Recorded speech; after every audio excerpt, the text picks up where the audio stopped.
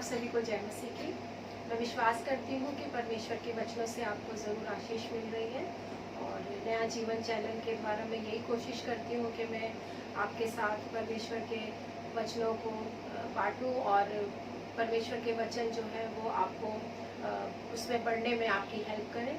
और यदि हम वचन के अनुसार देखें तो बाइबल के अनुसार दो तरह के व्यक्ति होते हैं, एक शारीरिक मनुष्य और एक आत्मिक मनुष्य। शारीरिक मनुष्य जो होते हैं वो शरीर की बातों पर मन लगाते हैं, सिंपल सी बात है, और आत्मिक मनुष्य आत्मा की बातों पर मन लगाते हैं। तो ये शारीरिक मनुष्य शरीर की बातों पर मन लगाते हैं, इसका क्या मतलब है?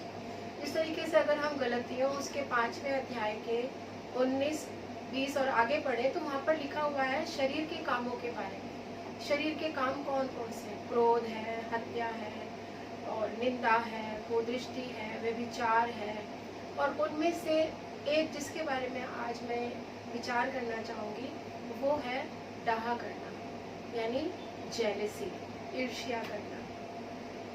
यदि हम देखें तो हम में से कोई भी ये नहीं कह सकता कि मैंने कभी किसी से जलन नहीं करी, मेरे अंदर जलन नहीं है। कहीं ना कहीं हमारे मन में जलन होती है, और ये जलन क्यों होती है? जलन का कारण ये है कि हम कंपेयर करते हैं, हम अपनी आशीषों को कंपेयर करते हैं। जो परमेश्वर ने हमें दिया है हम उसमें संतुष्ट न रहकर, उसके लिए परमेश्वर का धन्यवाद न देकर, जब हमारा कोई भाई बहन या हमारा कोई पड़ोसी जो आशीषें हम चाह रहे होते हैं और वो आशीषें जब उसको मिल जाती हैं तो हमारे अंदर एक जेलसी आती है कि इसे क्यों मिल गया, मुझे क्यों नहीं मिला। लेकिन एक मसीही के जीवन में ऐसा नहीं होना चाहिए, बल्कि जैसे पौलुस कहता है कि संतोष सहित भक्ति सबसे बड़ा धन है। यदि हम अपने आप को भक्त कहते हैं, यदि हम ये कहते हैं कि हम आत्मिक मनुष्य हैं, तो हमारे अंदर ये डाह नहीं होनी चाहिए। हम एक दूसरे को कंपेयर ना करें, एक दूसरे की आशीषों को कंपेयर ना करें। यदि हम पहला कुरिन्थियों उसके 13वें अध्याय के जो प्रेम के ऊपर है उसके 4थे पद को देखें तो वहाँ पर लिखा है प्रेम जो है वो डाह नहीं करता, और आत्मा का पहला फल प्रेम है। अगर हम ये कहते हैं कि हम आत्मिक मनुष्य हैं तो हमारे अंदर प्रेम होना चाहिए, और यहाँ पर वचन कह रहा है कि प्रेम डाह नहीं करता, यानी प्रेम जलन नहीं रखता। इसी तरीके से अगर हम नीति वचन उसके 14वें अध्याय के 30वें पद को देखें तो वहाँ पर लिखा है कि ये जो जलन है, ये जो ईर्ष्या है, ये हड्डियों को भी जला देती है। कितनी बड़ी बात है कि हमारी हड्डियां तक भस्म हो जाती हैं, यानी हम अंदर से बिल्कुल भस्म हो जाते हैं, हमें पता नहीं चलता। ऊपर से तो हम उस व्यक्ति से बहुत अच्छे से बात करते हैं, लेकिन अंदर ही अंदर हम उससे जल रहे होते हैं, उसकी आशीषों से जल रहे होते हैं। ये चीजें परमेश्वर को भाती नहीं है। और यदि हम देखें तो याकूब भी कहता है अपने जो उसने पत्र लिखा उसमें वो कहता है कि तुम डाहा करते हो और तुम्हें कुछ मिलता नहीं है। इसका मतलब क्या है? जो व्यक्ति डाहा करता है, जो व्यक्ति जलन करता है, वो उसे कुछ मिलता नहीं है, वो सिर्फ जलन ही करता रह जाता है। तो मैं आज आपको बाइबल से एक ऐसे व्यक्ति के बारे में बताना चाहूंगी कि उसे परमेश्वर ने कितना ऊंचा उठाया, और लेकिन जब उसके जीवन में डाह आई, जब उसके जीवन में जलन आई, तो वो जलन उसे कहाँ तक लेकर गई। और वो व्यक्ति कोई और नहीं, राजा शाऊल है। हम सब जानते हैं कि राजा शाऊल इजराइलियों का पहला राजा बना, और परमेश्वर ने शाऊल को चुना। लोगों ने नहीं चुना शाऊल को राजा के रूप में, परमेश्वर ने उसको चुना। अगर हम देखें तो वो सबसे छोटे गोत्र का था, बिन्यामीनी गोत्र का था वो, और परमेश्वर ने उसे इजराइल का राजा नियुक्त किया, और वो एक योद्धा था। और यदि हम वचन में देखें तो वो जितनी भी लड़ाइयाँ उसने लड़ी उनमें वो जीता। और हम सब बहुत अच्छे से जानते हैं दाऊद के बारे में भी कि जिस समय जो पलिश्ती वो जब इजरायली सेना के सामने खड़ा होकर ललकारता था तो सारे इजरायली डर जाते थे। यहाँ तक कि राजा शाऊल जिसने इतने युद्ध लड़े वो भी गोलियत का सामना नहीं कर पा रहा था। और हम देखते हैं कि जब दाऊद ने गोलियत को हराया तो उसके बाद जो इजरायली लोग थे वो दाऊद की तारीफ करने लगे। यदि हम वचन को देखें तो वचन में हम पहला शमूएल उसके 18वें पद में देखें, उसके 18वें अध्याय के 6ठे पद में देखें तो वहां पर लिखा है, जब दाऊद उस पलिश्ती को मारकर लौट रहा था और वे सब लोग भी आ रहे थे, तब सब इजरायली नगरों से स्त्रियां डफ और तिकोने बाजे लिए हुए आनंद के साथ गाती और नाचती हुई शाऊल राजा के स्वागत में निकली। और वे स्त्रियां नाचती हुई एक दूसरे के साथ ये गाती गईं, शाऊल ने तो हजारों को परंतु दाऊद ने लाखों को मारा है। यहाँ हम देख रहे हैं कि जो लोग हैं वो आनंदित हैं, वो खुश हैं, क्योंकि वो एक इतना बड़ा गोलियत जिस पर राजा शाऊल तक विजय नहीं पा रहा था, लेकिन ये दाऊद जब इसने उस गोलियत को हराया, उस गोलियत को मारा, तो लोग आनंद से भर गए और लोग आनंद से क्या बोलने लगे कि शाऊल ने तो हजारों को मारा और दाऊद ने लाखों को मारा। यहाँ हम देख रहे हैं कि लोग जो है तारीफ कर रहे हैं दाऊद की, लेकिन ये तारीफ शाऊल को अच्छी नहीं लगी। होना तो ये चाहिए था कि राजा शाऊल भी खुश होता कि हाँ, मेरे राज्य में एक ऐसा बहादुर इंसान है जिसने गोलियत को हराया, और वो उसको अपने राज्य में ऊंचे स्थान पर बैठाता, उसको आदर देता। लेकिन इस सब के बजाय उसके मन में क्या हुआ, हम आगे यदि देखें वचन में क्या लिखा है, 8वें पद में लिखा है 18वें अध्याय के, तब शाऊल अति क्रोधित हुआ और यह बात उसको बुरी लगी। क्या बात उसको बुरी लगी? कि लोग दाऊद की तारीफ क्यों कर रहे हैं, ये बात उसको बुरी लगी। उसके मन में जलन आ गई, उसके मन में डहा आ गया। क्यों? कि लोग दाऊद की प्रशंसा क्यों कर रहे हैं। और हम देखते हैं कि उसकी जो ये डहा थी, ये जलन थी, उसके कारण परमेश्वर ने उसको क्या पनिशमेंट दी।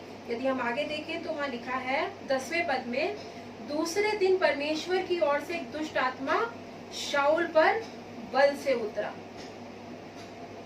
वो व्यक्ति जिसे खुद परमेश्वर ने राजा होने के लिए चुना था, अब जब परमेश्वर ने देखा कि इसका मन डहा से भर गया है, क्योंकि परमेश्वर कभी भी अशुद्धता से खुश नहीं होता।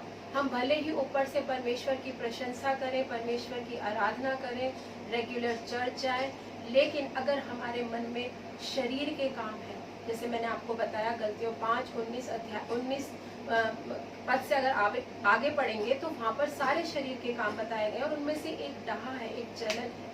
तो यहाँ हम देख रहे हैं कि जब भी हम कुछ गलत करते हैं तो परमेश्वर का दंड हम पर आता है। उसे बुरा लगा, उसे गुस्सा आया, और हम देखते हैं कि जब जलन आई तो परमेश्वर का दंड भी आया और एक दुष्ट आत्मा उस पर बल से उतरा। तो हम इस बात से सीख सकते हैं कि अगर मेरे मन में किसी के लिए जलन है, अगर मैं किसी को अपने से नीचा समझ रहा हूँ, या मैं चाहता हूँ कि मेरे पास उससे ज्यादा आशीषें हो, या मैं उसको किस तरीके से नीचा दिखाऊं, तो हमें तैयार हो जाना चाहिए परमेश्वर के पनिशमेंट के लिए कि यदि मैं ऐसा कर रहा हूँ, यदि मुझे कुछ बुरा लग रहा है, दूसरों की उन्नति मुझे बुरी लग रही है, तो मेरे ऊपर परमेश्वर का दंड आने वाला है। तो हमें पहले से ही अलर्ट हो जाना चाहिए और हमें अपने आप को शुद्ध करना चाहिए और उस डहा से हमें अपने आप को अलग करना चाहिए, क्योंकि यदि हम ऐसा करेंगे तो परमेश्वर का दंड हम पर आएगा। यदि हम आगे देखें तो 12वें पद में लिखा है, शाऊल दाऊद से डरा करता था क्योंकि यहोवा दाऊद के साथ था और शाऊल के पास से अलग हो गया था।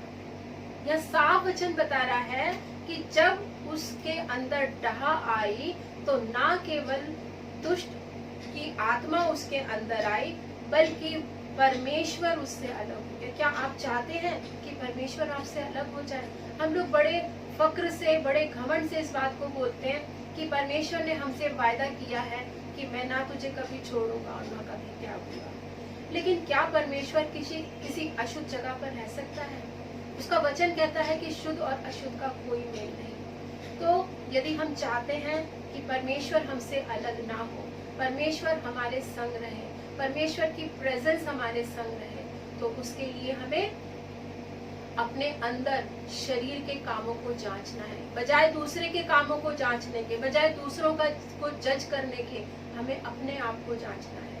और हम देखते हैं कि राजा शाऊल जो राजा था, वो आगे हम देखते हैं कि यदि हम वचन में आगे पढ़ेंगे तो वहाँ लिखा है कि परमेश्वर ने उसको राजा होने के लिए तुच्छ जाना।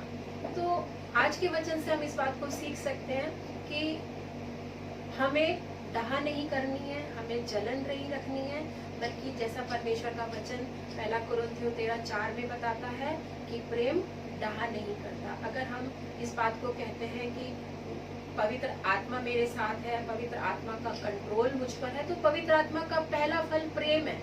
वो प्रेम हमारे अंदर होना चाहिए, क्योंकि प्रेम डाह नहीं करता। परमेश्वर आप सभी को बहुत आशीष दे। आइए हम प्रार्थना करें।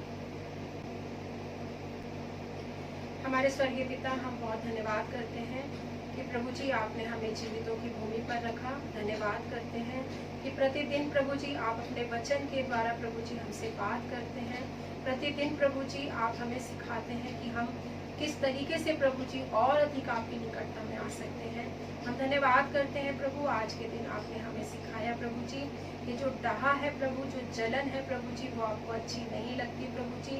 और प्रभु ये डाह और ये जलन प्रभु जी हमें ऊंचाइयों की जगह प्रभु जी हमें नीचे गहराइयों में प्रभु जी उन्नति की बजाय प्रभु जी अवनति की ओर लेकर जाती है प्रभु। जैसे शाऊल प्रभु जी जो राजा था प्रभु जी, लेकिन जब उसके जीवन में डाह आई प्रभु जी, जब जलन आई प्रभु जी, तो प्रभु आप उससे अलग हो गए। हम नहीं चाहते प्रभु कि आप हमसे अलग हो प्रभु जी, क्योंकि प्रभु यीशु मसीह ने कहा है कि मुझसे अलग होकर तुम कुछ नहीं कर सकते प्रभु जी। आपके बिना हमारा कोई अस्तित्व नहीं है प्रभु जी।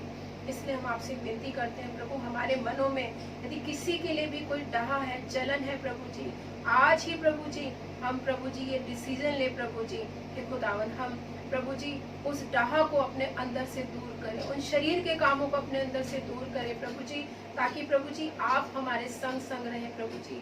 क्योंकि प्रभु यदि आप हमारे संग हैं प्रभु जी, तो प्रभु हम हर तूफान का, हर चुनौती का सामना कर सकते हैं।